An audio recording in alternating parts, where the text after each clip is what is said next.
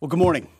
We just finished an update with Admiral Brad Cooper, the CENTCOM commander, across the CENTCOM AOR, our leadership and troops, as you would expect, doing a fantastic job. 2 days ago, under the direction and direct orders of President Donald J. Trump, the Department of War launched Operation Epic Fury, the most lethal, most complex, and most precise aerial operation in history.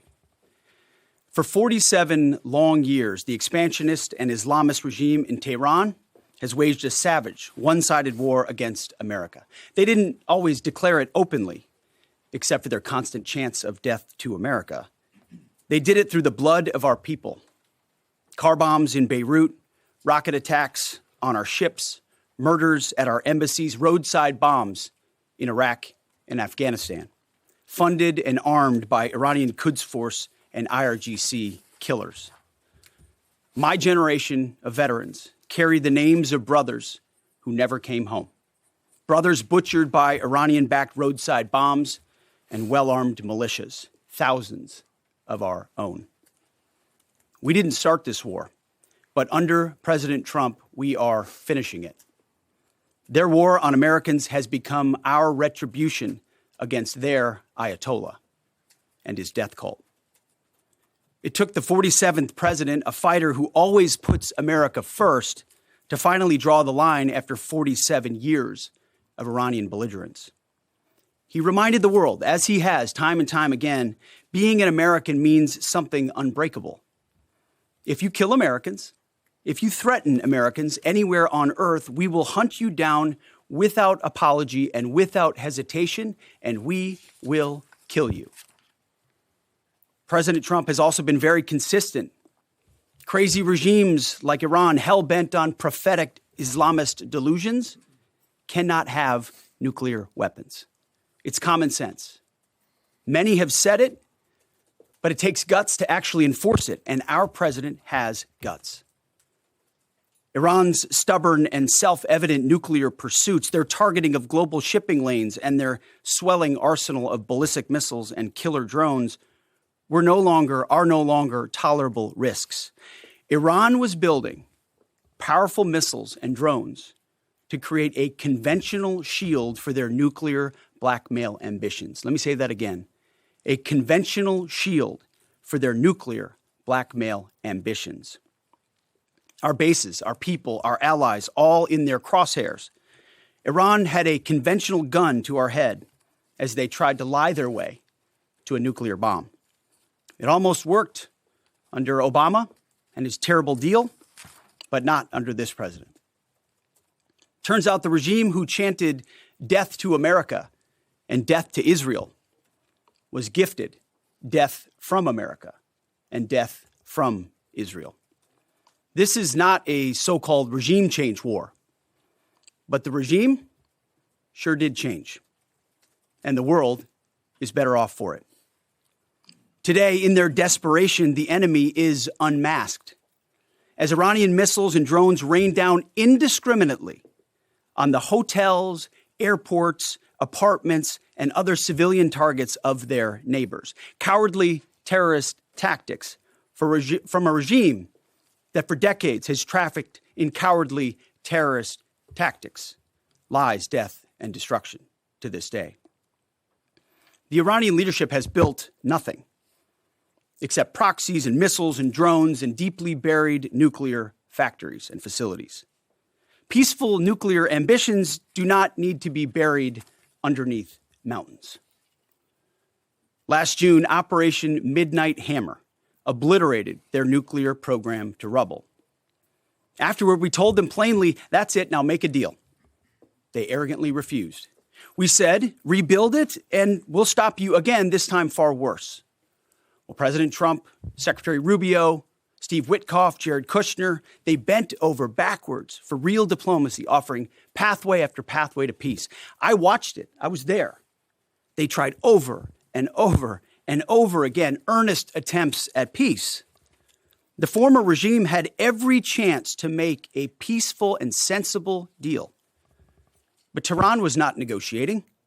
They were stalling, buying time to reload their missile stockpiles and restart their nuclear ambitions. Their goal, hold us hostage threatening to strike our forces. Well, President Trump doesn't play those games. And as Secretary Rubio said after the Maduro raid, if you don't know, now you know. President Trump puts America and Americans first. He doesn't hesitate, and neither do our troops. The mission of Operation Epic Fury is laser-focused. Destroy Iranian offensive missiles, destroy Iranian missile production, destroy their navy and other security infrastructure, and they will never have nuclear weapons. We're hitting them surgically, overwhelmingly, and unapologetically. With every passing day, our capabilities get stronger and Iran's get weaker. We set the terms of this war from start to finish. Our ambitions are not utopian. They are realistic, scoped to our interests and the defense of our people and our allies. Speaking of people, we hope the Iranian people take advantage of this incredible opportunity. President Trump has been clear, now is your time. To Iranian security forces, choose wisely. President Trump has also been clear about your fate in either direction. To the media outlets and political left screaming endless wars, stop. This is not Iraq. This is not endless. I was there for both. Our generation knows better, and so does this president. He called the last 20 years of nation-building wars dumb, and he's right.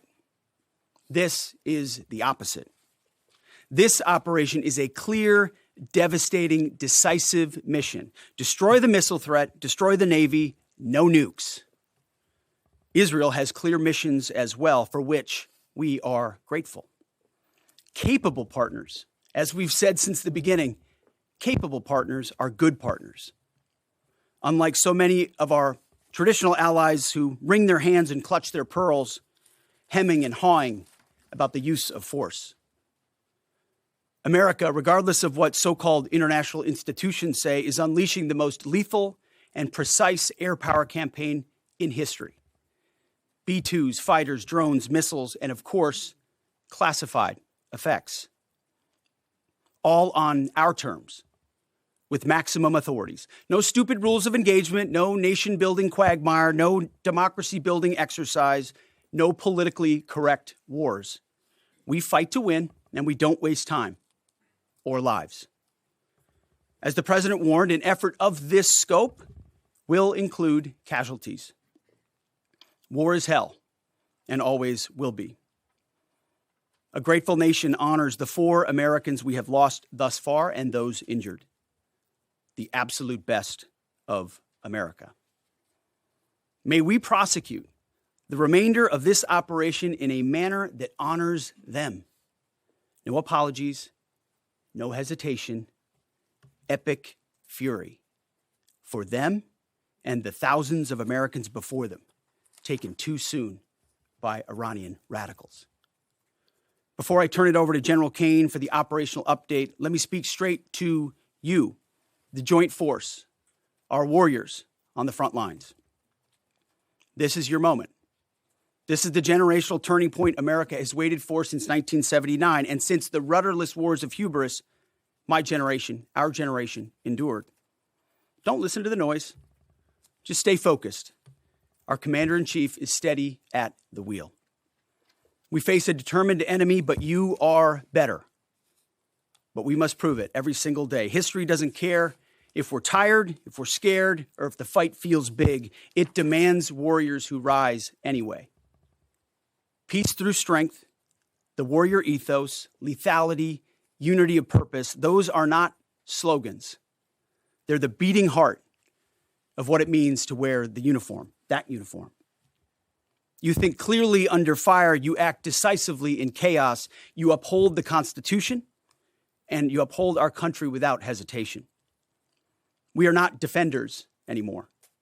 We are warriors, trained to kill the enemy and break their will. History is watching.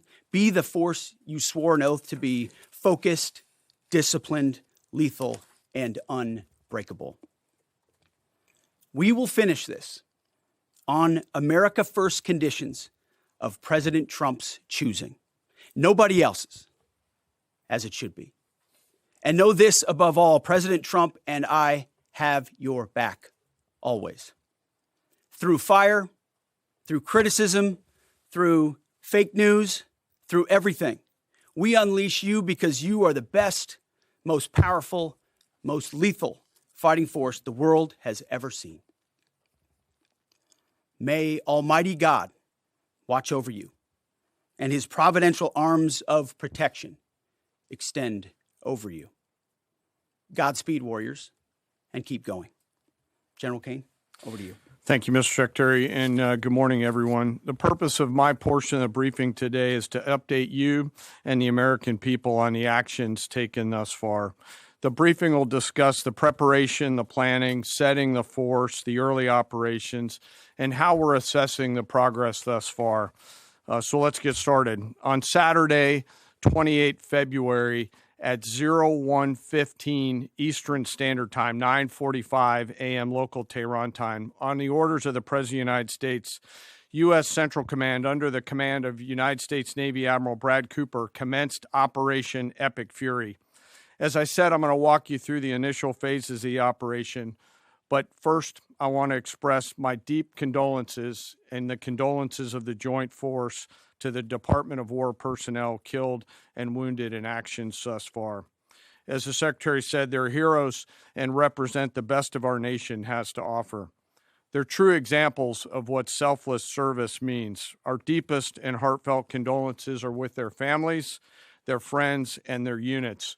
We grieve with you, and we will never forget you. Additionally, I stand here before you today grateful for each service member, planner, logistician, operator across our joint force, for our Department of War civilians, our intelligence community teammates, our interagency teammates who continue to stand in harm's way alongside us. I am proud of all of you as you take the fight to the enemy, and we are the best in the world at integrating, period. I want to extend my personal gratitude to the dedicated commanders and senior enlisted leaders and the enlisted members of the Joint Force who are fighting this fight across the CENTCOM AOR. In addition to Admiral Cooper and Fleet Master Chief Compton, I want to highlight a few today. U.S. Army Central Command Commander Lieutenant General Pat Frank, who, along with his team, are fighting the counter-missile and counter-drone fight.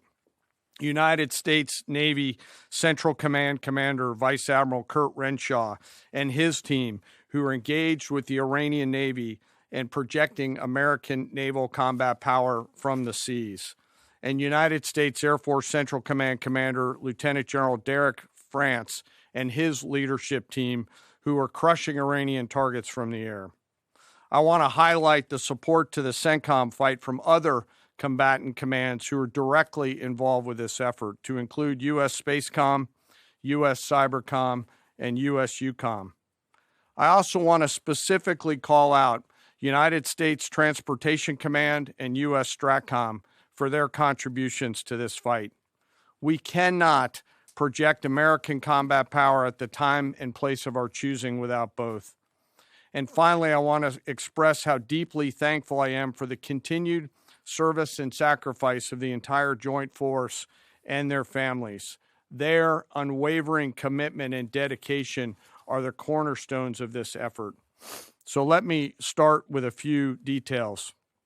First, to be clear, as the Secretary said, this is not a single overnight operation. The military objectives that CENTCOM and the Joint Force have been tasked with will take some time to achieve, and in some cases will be difficult and gritty work. We expect to take additional losses, and as always, we will work to minimize U.S. losses. But as the Secretary said, this is major combat operations. So let me talk about the preparation and the planning. On February 28th, the full strength of America's armed forces came together in a unified purpose against a capable and determined adversary. The United States Army, Navy, Marine Corps, Air Force, Space Force, Coast Guard, and our reserve components integrated across our combatant commands and began coordinated operations with the Israeli armed forces of an unprecedented scale. As the Secretary laid out, our military objectives are clear. Our mission is to protect and defend ourselves and, together with our regional partners, prevent Iran from the ability to project power outside of its borders, and be ready for follow-on actions as appropriate. Across every domain, land, air, sea, cyber, the U.S. Joint Force delivered synchronized and layered effects designed to disrupt, degrade, deny, and destroy Iran's ability to conduct and sustain combat operations. On the U.S. side, this marked the culmination of months and, in some cases, years of deliberate planning and refinement against this particular target set. From precision strikes against key military infrastructure to persistent intelligence and targeting integration to the close coordination of the components across vast distances, this operation again demonstrated America's reach, readiness, and professionalism, and that of our joint united force. It was historic not only in the operational scope, but in the level of joint integration displayed across every element of the joint force. And as I said earlier, this work is just beginning and will continue. So now to talk a little bit about setting the force and setting the theater. On the order of the Secretary of War over the last 30 days to reinforce deterrence and provide the President with credible options should action be required, the Joint Force began to systematically reposition assets and personnel across the region. These movements ensured that U.S. forces remained postured, protected, and ready to respond decisively for any emerging threat. This deployment included thousands of service members from all branches, hundreds of advanced fourth and fifth generation fighters, dozens of refueling tankers, the Lincoln and Ford Carrier Strike Group and their embarked air wings, sustained flow of munitions, fuel, supplies, all supported with command and control, intelligence, surveillance, and reconnaissance network. And the flow of forces continues today. In fact, Admiral Cooper will receive additional forces even today. This rapid buildup of forces demonstrated the Joint Forces' ability to adapt and project power at the time and place of our nation's choosing. I want to highlight a couple specific cases for you. The Gerald R. Ford Carrier Strike Group, which many of you know was down in the Western Hemisphere, redeployed across the Atlantic to set the theater. The ship, her crew, their families, and the entire strike group took a deep breath and, as they always do, began planning to conduct combat operations. The integrated Reserve and National Guard forces have continued to demonstrate the value of America's reserve forces, including the Wisconsin Army National Guard operating in Kuwait and Iraq, and Air National Guard units from a variety of states to include Vermont and Virginia. In the case of the Vermont Air National Guard and the 158th Fighter Wing, they were mobilized for Operation Absolute Resolve and then were tasked to take their F-35As across the Atlantic instead of going home to be prepared to support this operation. The same is with our Air National Guard and Air Force Reserve Command tanker and mobility forces, who stepped right out of their civilian jobs to deploy and to protect the region. Lastly, I want to highlight the unsung heroes of warfare, our American logisticians and sustainment force, those who quietly work every day behind the scenes to project and sustain America's combat power. Our leaders from World War II were right when they said professionals do logistics. As regional tensions rose, the Joint Force elevated our force protection measures on the order of the Secretary and repositioned discreetly civilians and non-essential personnel designed to ensure the safety and security of our joint force. By the time operations began, only essential forces remained on our bases and in theater, all ready, capable to respond.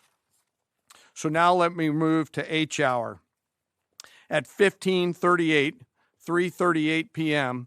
on Friday, February 27th, the United States Central Command, through the Secretary of War, received the final go order from President Trump. The President directed, and I quote, "Operation Epic Fury is approved. No aborts. Good luck," close quote. In the region, every element of the joint force made their final preparations. Air defense batteries readied themselves, checking their systems to respond to Iranian attacks. Pilots and crews rehearsed their strike packages for the final time. Air crews began loading their final weapons, and 2 carrier strike groups began to move towards their launching points. Across the globe, our operations centers came alive in Tampa, Florida, here at the Pentagon, and of course forward in the Central Command AOR. As always, operational security was paramount as we sought to maintain and sustain the element of surprise.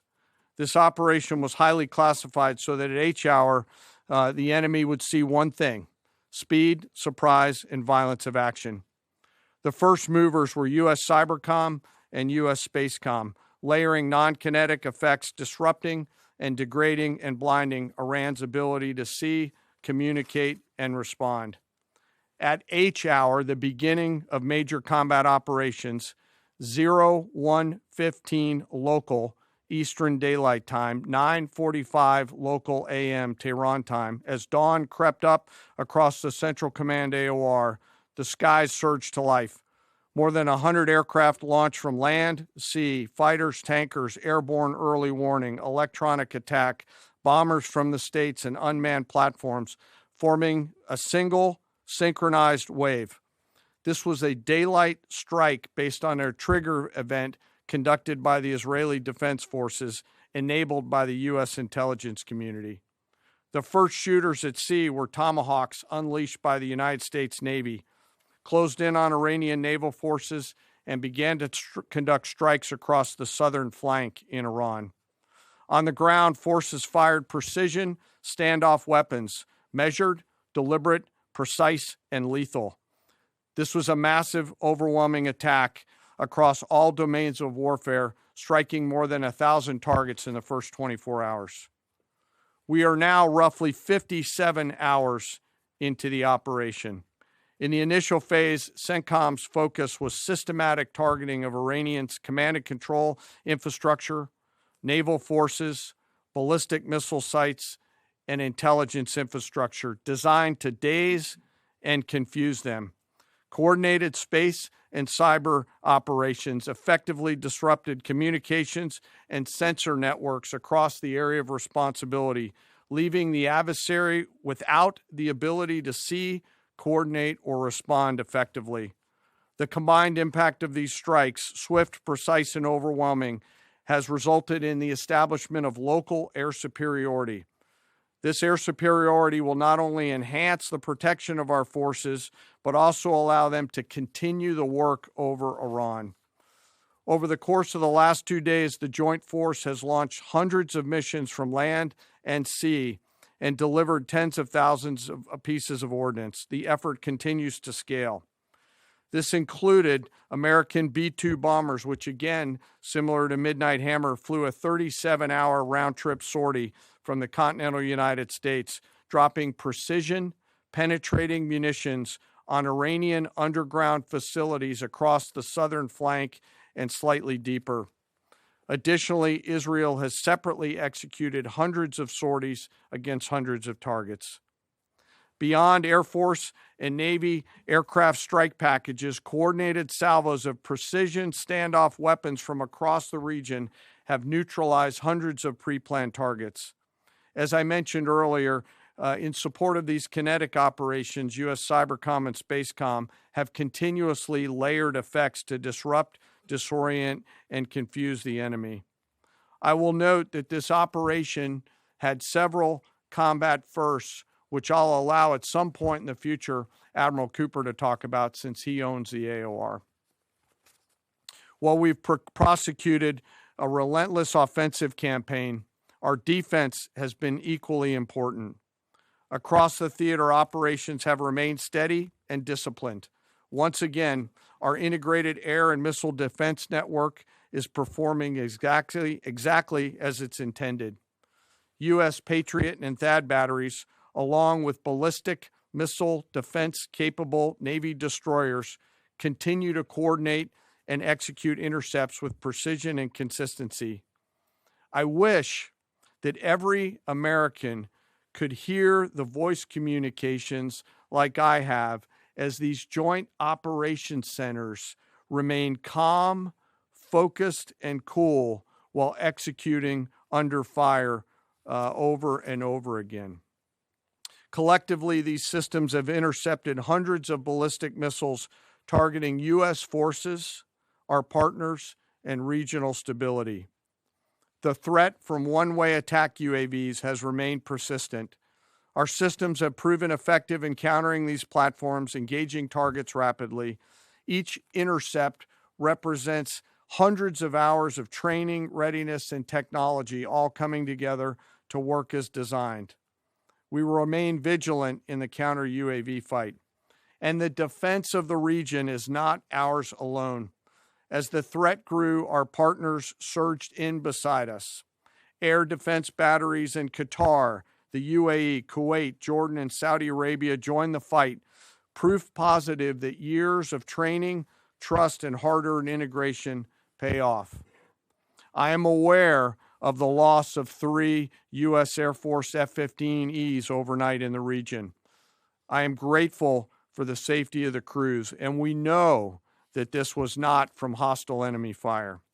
As this matter's under investigation, I'll not comment further on this. Let me close. Operations will remain active across the theater and across the globe. The U.S. forces are postured not only to maintain pressure, but to respond and adapt as required. Operation Epic Fury stands as a reminder of what the United States military uniquely delivers: the ability to project power on a global scale with speed, surprise, precision, and overwhelming force when and where our nation requires it. What we've demonstrated over the past several days reflects years of investment in readiness, joint integration, and professionalism of the joint force. As major combat operations continue across CENTCOM, we remain engaged globally. America's joint force retains the credibility, capacity, and flexibility to respond to any contingency anywhere in the world at any time. To those who would test our resolve or threaten the United States, our allies, or our interests, understand clearly we can reach you, we can sustain the fight, and we can scale the fight, and we will prevail. To the American people, your joint force remains steady, frosty, calm, and focused. Your service members are trained, disciplined, and determined. We understand the risks of this mission and the weight of the responsibility that we carry. We also recognize that our families also shoulder the burden at home. You are a part of this too. I am proud today, as I am every day, to stand as a member of America's joint force. There is no mission too complex, no distance too great, and no adversary too determined for the men and women who wear our nation's uniform.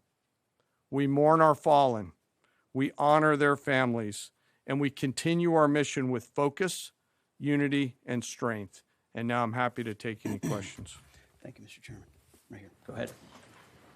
Thank you for your time. What percentage of Iranian long-strike capabilities are still in the fight, and what is our exit strategy here, and when will it be deployed? Well, they have long-range strike capabilities, which we are hyper-focused on. The brief we got just this morning, Admiral Cooper knows exactly and precisely what kind of threat matrix he's looking at, the way they might change their techniques, and how we adapt to that. So we're making sure the theater commander has absolutely everything he needs. I mean, one of the things the chairman mentioned is for months and months, even before we built up, we ensured that we had maximum defensive capabilities in theater to allow the president the decision space in the future. So even before this buildup in the last 30 days, we discreetly brought defensive assets in to make sure, understanding that there are Iranian capabilities. As far as time frame, I would never hang a time frame from our perspective. The commander-in-chief sets the op tempo and terms of this fight. As I said, it's on his terms. And we'll make sure that Admiral Cooper and his team have everything they need, not just to defend. I mean, the best defense is good offense. And so we're aggressively pushing into that airspace over that southern flank to ensure that we control it and we destroy anything that moves that would attempt to shoot us. Think of it as shooting the archer instead of the arrows. That's where we want to be. And we have the kind of exquisite intelligence to get over the top, find that and destroy it. It won't happen overnight. This is a big battle space with a lot of capabilities. That's part of the reason why it's such a threat to us. That's why I talk about conventional umbrella to blackmail nuclear ambitions. They were building up this conventional arsenal in order to ensure that no one would ever block them from their ability to get nuclear weapons. So we're very clear-eyed about the nature of this Iranian threat, and we're going to get after it. I don't know if you have anything to add to that, Mr. Chairman. Thank you for the question. The only thing I'll add is that unlike an operation, a single operation like Midnight Hammer or Absolute Resolve, it'll take some time for us to conduct battle damage assessment, and the targeting cycle that CENTCOM will run will take those things into effect. Admiral Cooper will adjust his plan and fires accordingly to ensure that we're attriting that. He's focused on long-range strike capability coming out of the enemy, and that's a key and essential part of it. Of the capabilities that still exist from the enemy front. Yeah, that's what I mean when I say we're still doing BDA. Normally we'd be able to see a singular thing and we'd assess pretty quickly. He's doing offense and assessment simultaneously, so it'll take longer for us to assess than it would in a single operation. Secretary Hegseth, thank you. Reagan Reese with the Daily Caller. 2 questions for you. The president said yesterday in his video message that we will leave Iran when we complete all of our objectives. What are our objectives? And can you share more information on how the soldiers who were killed were killed? Well, I laid out the objectives, as did the chairman. They're completely nested. I mean, Iran has an ability to project power against us and our allies in ways that we can't tolerate. So whether that's ballistic missiles and drones, so offensive capabilities, effectively their Navy, which would attempt to set other terms and impose different costs, drone capabilities, which we laid out there. And ultimately, though, this tying it back to Midnight Hammer, the president has been willing to make a deal. You can't have a nuclear bomb. Radical Islamists can't have a nuclear bomb that they wield against the world. He gave them every single opportunity. Then we precisely took it away. And even then, after that, they didn't have that. They didn't come to the table with a willingness to give it away.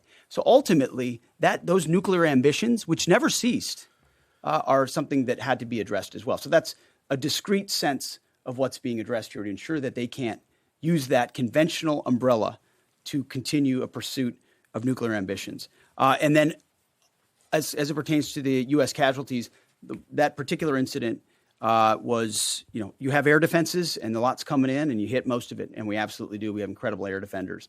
Every once in a while, you might have one, unfortunately, we call it a squirter that makes its way through. And in that particular case, it happened to hit a tactical operations center that was fortified, but these are powerful weapons. So we certainly will do, as I said, moments like that, as we remember them and we take care of them and take care of their families, only stiffen our resolve to ensure that we do this properly. Thank you. Yep. Right here. Thank you, Secretary Hegseth. I had 2 questions for you. First, are there currently any American boots on the ground in Iran? No, but we're not going to go into the exercise of what we will or will not do. I think it's one of those fallacies for a long time that this department or presidents or others should tell the American people this, and our enemies, by the way, here's exactly what we'll do. Here's exactly how long we'll go. Here's exactly how far we'll go. Here's what we're willing to do and not do. It's foolishness. And so President Trump ensures that our enemies understand we'll go as far as we need to go to advance American interests. But we're not dumb about it. You don't have to roll 200,000 people in there and stay for 20 years. We've proven that you can achieve objectives that advance American interests without being foolish about it. Now, will we be bold about it? Are we willing to be decisive about it? Do we put months and months of planning into what kind of effects we want to achieve? Absolutely. But going forward, why in the world would we tell you, the enemy, anybody, what we will or will not do in pursuit of an objective? We fight to win. We fight to achieve the objectives the President of the United States has laid out. And we will do so unapologetically. Thank you. Is there any significance to Israel carrying out this strike to kill the Ayatollah? And I wanted to know, what was your immediate reaction to finding out about his killing? I think Israel did a great job in the conduct of that operation. President Trump put a 4-week timeline right on here, it. Are you please. saying that's wrong? Yeah, thank you. You mentioned during the briefing, General Caine, that there would be additional troops sent to the region. Could you say how many troops currently are involved in this operation and how many additional troops are planned to go in this next phase? I don't want to talk specifics because that would tip the enemy off. We have more tactical aviation flowing into theater just based on the time it took to get it out there. I think we're just about where we want to be in terms of total combat capacity and total combat power for Admiral Cooper. One of the things, though, that a commander, he'll consistently assess the trajectory of the campaign. Is he on or off trajectory? And then make an ask of the joint force, which will then develop options for consideration by the Secretary and the President to either increase or in some cases decrease the amount of combat capability that we have over there. I heard the question about 4 weeks. It's the typical NBC sort of gotcha type question. President Trump has all the latitude in the world to talk about how long it may or may not take. 4 weeks, 2 weeks, 6 weeks. It could move up. It could move back. We're going to execute at his command the objectives we've set out to achieve. And what he has shown an ability to do that other presidents can't quite seem to have the aperture to do, well, I mean, Joe Biden didn't even know what he was doing, is to look for opportunities and off-ramps and escalations for the United States that creates new opportunities to execute what we need on our own timeline. So you can play games about 4 weeks, 5 weeks. He has all the latitude, and I'm glad he does, because there's no better communicator than our president expressing those things. To the Daily Mail. I've been in meetings with the president for the last 2.5 days. We know exactly where his headspace is, and he will communicate as he should exactly what he would like, and we will follow those orders. And I think everything he said on that is right down the middle. Chairman, did you have Absolutely. evidence Yes, right there. to Yes, sir. strike first? Thank you very much, Secretary. I left my hometown of Sakis in Iranian Kurdistan in 1996. Can you promise that I will be able to return home safely this year? And I have a following question too, please. I appreciate the question. I'm not here to place guarantees on that, but I think the message the president has given has been clear to the people of Iran. This is your moment. The world was seized by these crowds, and then seized by the reality of this regime killing tens of thousands of innocent protesters. So we saw the nature of the regime yet again exposed. We saw many of the Iranian people seek a change there. This is their moment to take advantage of it, for sure. Secretary, you served in Iraq and know that no American soldiers were killed in Kurdistan. The Kurdish people are very pro-American. Will you continue protect Kurdistan and Peshmerga as loyal ally of the United States? Why I'm asking this question? Because now Kurdistan is under attack by Iranian drones and by proxies in Iraq and on the region. I think I can speak to allies generally in the region who we've been in constant communication with. We have been standing shoulder to shoulder with them, and we appreciate their capabilities. Absolutely. Yes, right here. Hi, thank you. Cameron Arkin with the Daily Wire. My question is about some of the domestic threats, if any, regarding this right now. Have there been any concerns about Iranian sleeper cells, and kind of what has the Trump administration been doing to kind of monitor these Well, threats? across the interagency, in full coordination, of course, we're paying attention to any potentialities there. This is a former regime, a regime that seeks to export that ideology and try to sow terror. We're ready for that. We've seen these types of folks before, and the American people can rest assured that we're vigilant on that. Secretary, thank you. Kind of a follow-up on that last question. There was just this, what appears to be a terrorist attack in Austin yesterday. How does that change the operation at all? What effect does that have? And It doesn't change the operation at all, and I know the authorities are executing exactly the way they should. Secretary Hegseth, and one for Chairman Caine as well. I understand, to your point here, that you don't want to broadcast everything for our adversaries to hear, but the American people also want to know what they're sending their men and women to war for. Is there a concern of this spiraling into a longer war? And then one for the chairman when you're done. Did you not hear my remarks? I mean, we're ensuring the mission gets accomplished, but we are very clear-eyed, as the president has been, unlike other presidents, about the foolish policies of the past, that recklessly pulled us in to things that were not tethered to actual clear objectives. So we know. We have plans, we have generals, we have chairmen, we have commanders, CENTCOM commanders, Admiral Cooper, who's executing very deliberately to ensure outcomes that I laid out are accomplished. But we would never, in front of a press pool, lay out how long that may take. The mission for our warfighters, which is what matters to us, is very, very clear. And they're executing it right now violently. And just for the chairman quickly, I have one for the chairman. You said this is not a one-night operation. It will take time to achieve the goals. What would be the goal line here for you? I think the Secretary laid out the military objectives, and that's what we execute against is the military objectives. Last one right here. Uranium is. Thank you, sir. As you've said, there are a large amount of U.S. service members that are in harm's way right now. What is your prayer for them? First of all, my prayer for them is that I do pray for them. My wife prays for them. Our family prays for them. Our cabinet prays for them. None of this is done on a whim.